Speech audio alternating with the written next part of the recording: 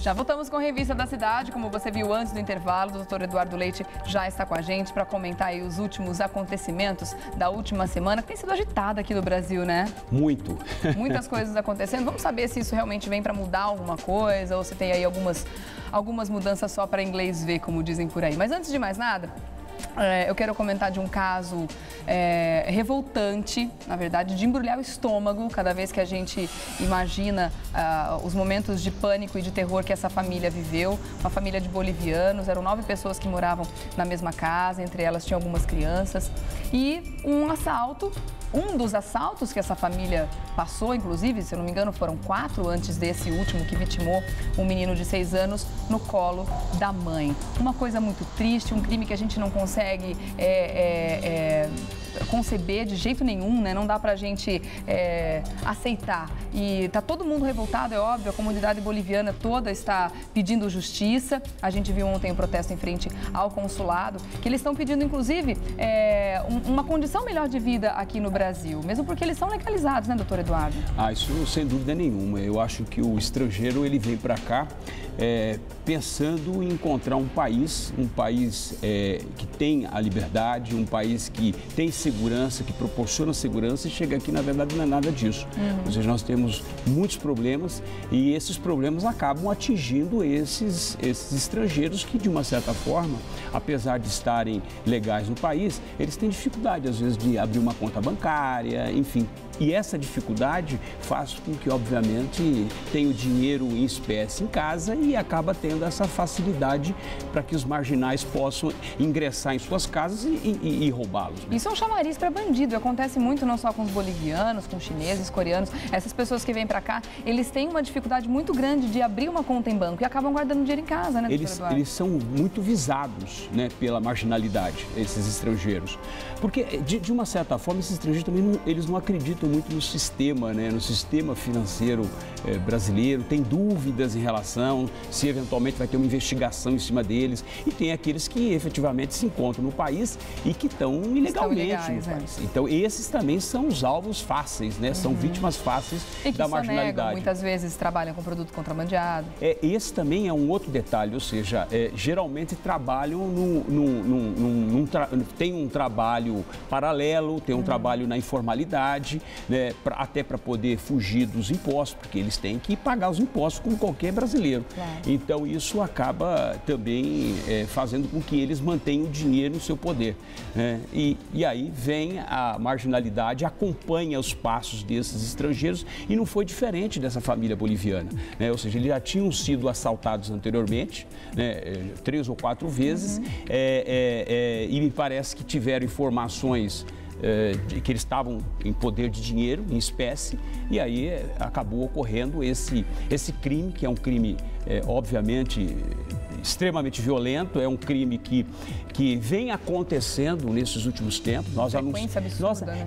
O Brasil, ele está em estado hemorrágico, né? Ou seja, ele está num problema, numa crise institucional, numa crise de identidade muito grande. O ano passado nós falamos o tempo todo a respeito até que o Brasil precisa de estrutura, infraestrutura. O Brasil não adianta só pensar em educação, mas precisa pensar em todo um sistema educacional, de segurança pública, de habitação, de transporte, de trabalho, né? Por quê? Porque o que acontece? Isso acaba desovando exatamente na criminalidade.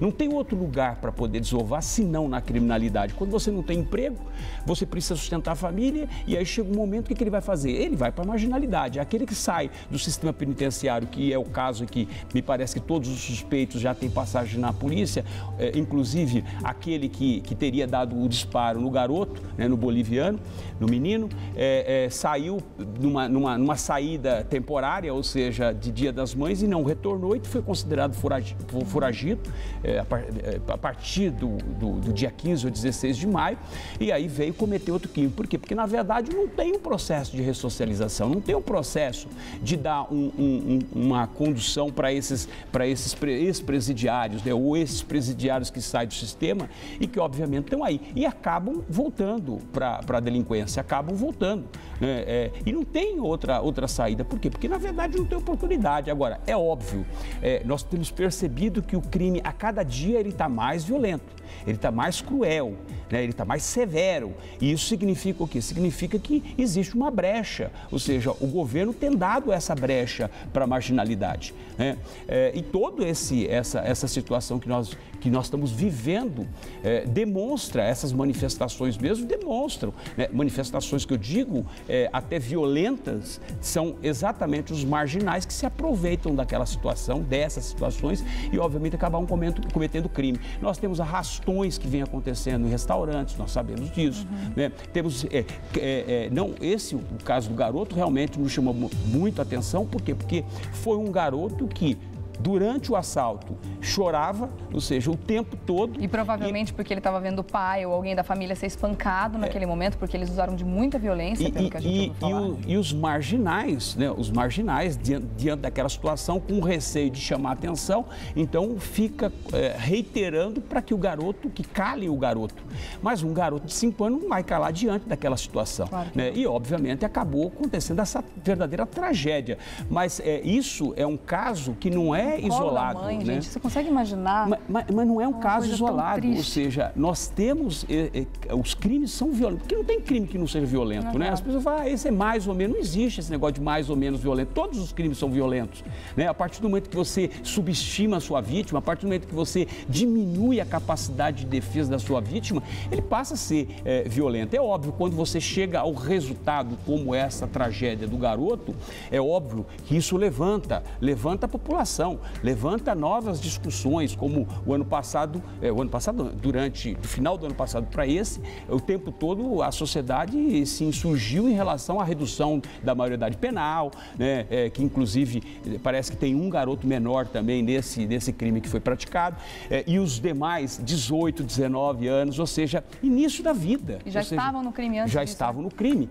já vem do crime, né? Ainda dentro falando desse crime, eu gostaria que você fizesse uma análise em cima de um outro ponto, que é justamente essa questão das saidinhas que eles têm nessas datas especiais. Você acha que o nosso Código Penal também merecia uma atenção especial, já que estamos vivendo um momento de mudança e, de repente, uma análise melhor em cima desses fatos? Porque o que deram para esse, como é que ele chama? Esse Diego, sei lá o quê, deram uma licença para ele matar. Falaram para ele, ó, vai lá, vê sua mãe e volta. Ele não voltou, praticou um crime terrível como esse, matou uma criança e, na verdade, deram uma licença para ele matar. O que você pensa a esse respeito? Nós já temos históricos muito semelhantes a esse. Inclusive, o pessoal do PCC ser colocado em liberdade nas saídas temporárias, né? Nós, isso, inclusive, repercutimos no ano passado a respeito disso. Agora, essas saídas, obviamente, ela tem que ter. O que tem que ocorrer é um critério na saída, ou seja, você tem que ter um trabalho mais apurado para quem efetivamente tem o direito de sair ou não, ou seja, é o histórico da pessoa. Existia até alguns anos atrás um exame chamado exame criminológico. E o que era o exame criminológico? Fazia, na verdade, traçava o perfil daquele detento, daquele prisioneiro, né? E que com esse exame criminológico, em tempos, ele era realizado para saber se ele tinha se ressocializado, qual era o grau de ressocialização que ele tinha atingido, né? Mas isso acabou, ou seja, eliminaram esse sistema, esse exame criminológico, né? Porque dava muito trabalho, provavelmente. Porque dava trabalho, era custo para o governo, né? E o governo, você sabe, a única coisa que ele faz é tentar realmente diminuir o custo. As saídas é a redução do custo do governo, porque quando você coloca alguém na rua, você deixa de alimentar, você deixa de manter uma estrutura para poder cuidar daquele preso. Porque enquanto o preso está sob a tutela do Estado, é óbvio, o Estado é responsável por ele, né? Então, o que acontece? Essas saídas, eles têm esse objetivo, não é só a tentativa de ressocialização, mas, sobretudo, também diminuir os gastos do governo, né? Por isso que eles estão sempre anunciando. Agora, lógico que tem que ter um critério mais rigoroso, né? Saber quem é que pode sair, quem não pode sair. É óbvio que esse garoto, esse rapaz que é o suspeito de ter cometido esse crime, né? De ter matado o garoto, percebe-se claramente de que o cara estava completamente, ou estava drogado, eventualmente podia estar drogado, sob efeito de qualquer tipo de droga, ou eventualmente saiu da cadeia e se sentiu, né, confundiu liberdade com a libertinagem toda e se sentiu no direito de fazer qualquer coisa. Que é esse o sentimento que esses presos têm quando eles saem do sistema prisional, entendeu? Então tem que ter um critério, tem que ter um sistema que possa blindar, sobretudo, a sociedade. Porque enquanto ele está no sistema carcerário, a sociedade ela se encontra blindada. A partir do momento que você coloca ele na rua, é óbvio que você, na verdade, vai proporcionar que ele cometa outros crimes. Está colocando toda a sociedade em risco, em conta de custos mais baixos para o governo.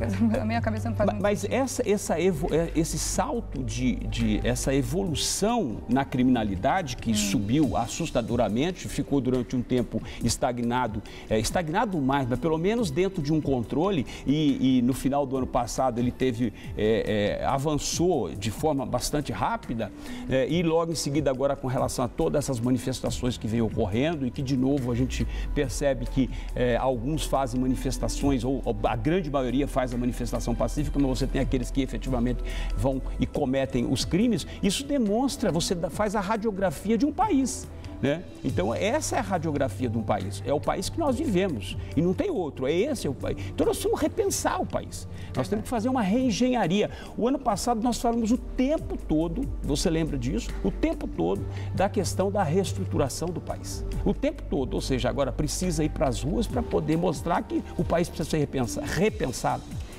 É o que eu falo sempre, eles sabem muito bem o que tem que fazer, né? Todos sabem, todos nós sabemos o que nós temos que fazer. Eu vou fazer o seguinte, doutor Eduardo.